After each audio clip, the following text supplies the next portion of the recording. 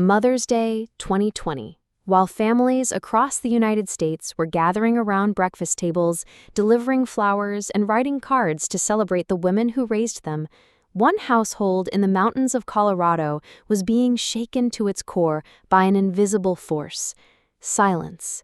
Suzanne Morphew, a 49-year-old mother of two, a former schoolteacher, a cancer survivor, and a woman loved by her community, vanished without a trace.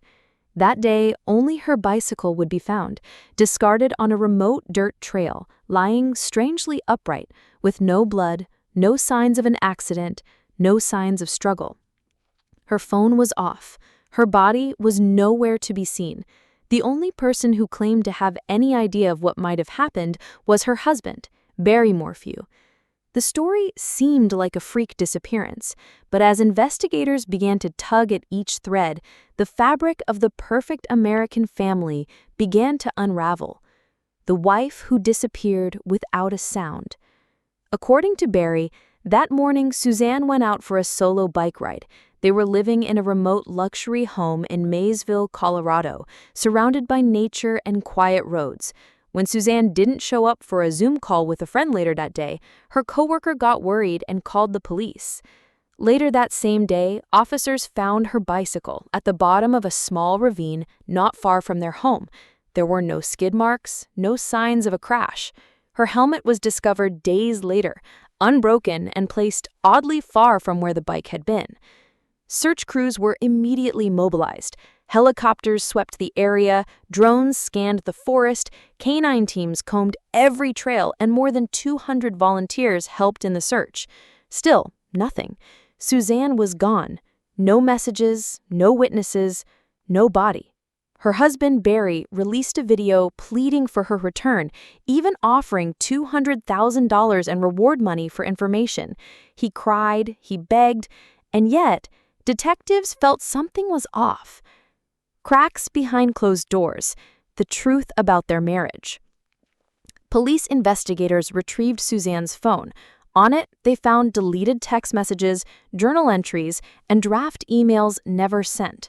One of them read, "I'm done. I've been fighting for years. Don't make me feel guilty."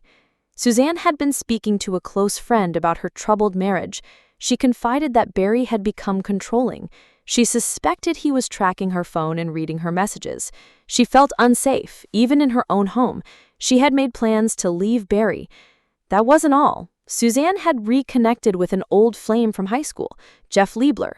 They had been having a long-distance relationship, exchanging secret messages, planning to meet. She wanted to start over. She was preparing to break free, but she never got the chance. A husband's timeline that doesn't add up. Barry told investigators he had left early that morning to go to a job site in Broomfield, over 150 miles away. He said Suzanne was still asleep when he left, but GPS data from Barry's truck showed missing chunks of time during his drive. At the construction site, surveillance footage showed him arriving too early and acting strangely. He was seen disposing of trash at various dumpsters across the city. At their home, things got stranger. Their security cameras had all stopped working. Barry blamed rodents chewing through wires, but technicians later confirmed that the system had been manually shut off.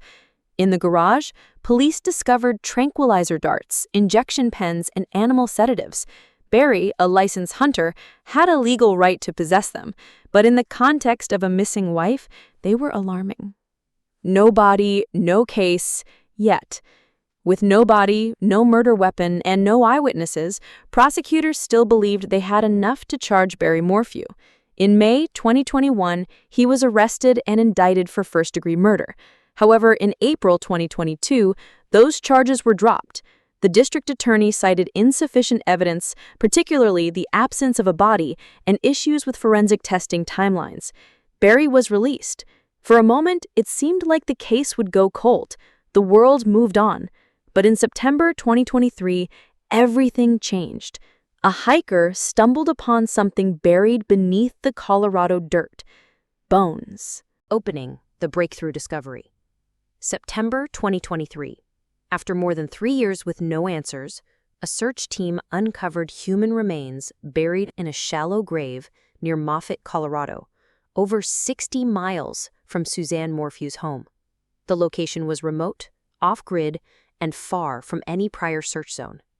Soon, forensic analysis confirmed what investigators feared.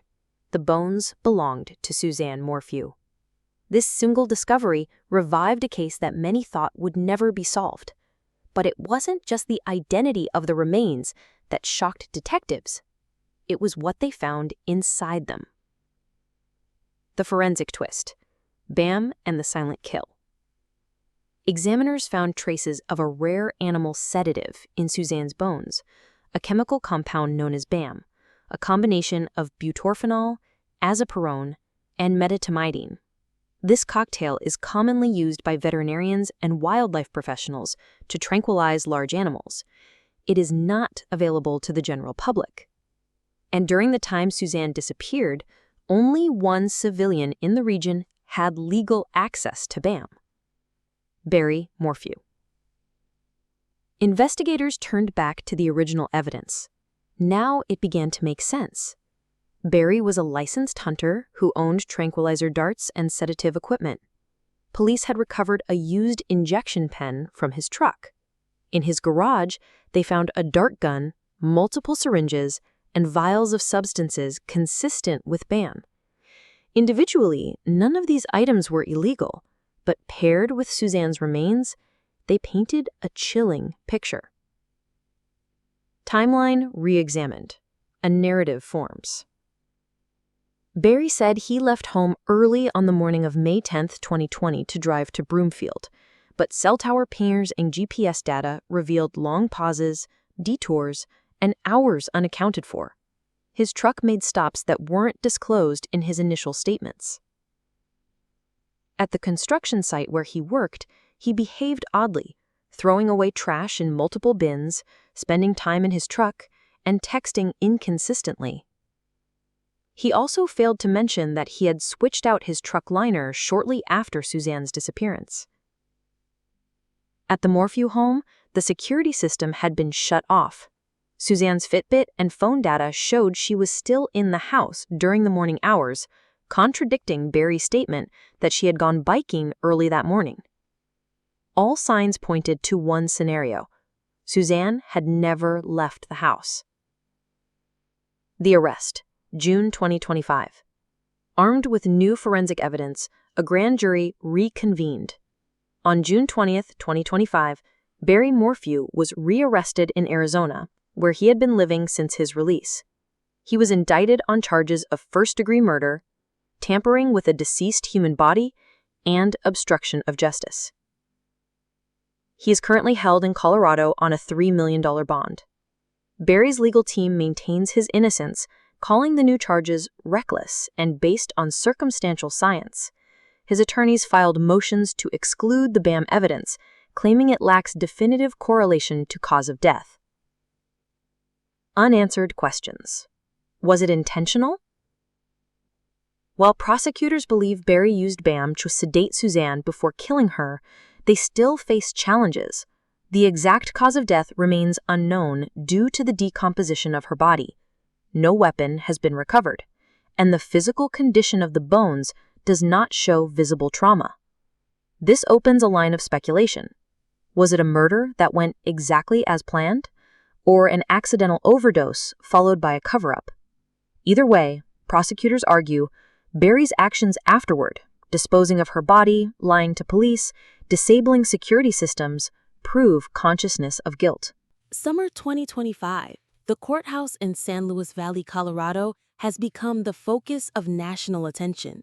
After 5 years of investigation, a buried body, a rare sedative found in the bones, and one man on trial, Barry Morphew, husband of the late Suzanne Morphew. Outside, reporters swarmed the gates. Inside, prosecutors began presenting a case with no witnesses, no murder weapon, no surveillance footage, just digital data, behavioral patterns, and the remains of a woman buried in the desert 3 years after her disappearance. This trial will decide everything, and it may be the last time the truth sees daylight. The prosecutions in Colorado laid out 3 main pillars: motive, Suzanne wanted a divorce. She had ended the relationship, was involved with an old college friend, Jeff Liebler, and felt increasingly threatened and controlled. Opportunity and suspicious behavior. Barry was the last person to see Suzanne. His truck GPS data showed gaps during the key morning. He arrived unusually early at a job site and was seen dumping trash in multiple bins outside the scope of his work.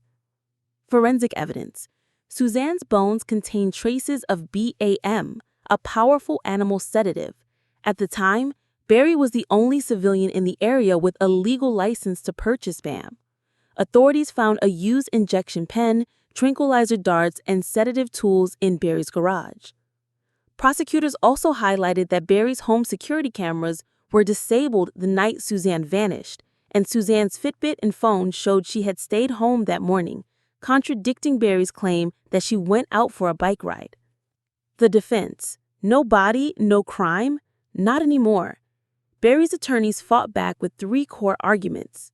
No eyewitnesses. No one saw Barry kill Suzanne. No confession, no direct video. Unknown cause of death. Suzanne's body was too decomposed to determine an exact cause or time of death. Unknown DNA in the house. DNA found on the toilet and bed did not match Barry or the victim's known associates. The defense stressed, if prosecutors couldn't convict Barry back then, how can they now with the same evidence? Shocking moments in court. One of the most emotional moments came when Suzanne's daughters, Mallory and Macy, testified. Our father loved our mom. We don't believe he killed her, but we don't know what really happened. An FBI agent later testified that BAM was a breakthrough. The case didn't move until that chemical was found. It changed everything. Public reactions and lingering questions. The case deeply divided public opinion. Some saw Barry as a cold, calculating killer. Others viewed him as a wrongly accused husband. Key question remains: why bury the body 60 miles away? Was it a diversion, or did someone else move it? Another theory emerged. If Barry sedated Suzanne with BAM, was it accidental or intentional? Legal tension. Charges but no verdict yet. As of June 2025, Barry Morphew is charged but not yet convicted. He remains in custody on a $3 million bond. His defense has motioned to exclude the BAM evidence, calling it inconclusive. The trial is set for later this year. If convicted, Barry faces life in prison without the possibility of parole. Final reflection. Where does the truth lie? Barry Morphew's case represents the haunting gray zone in criminal justice.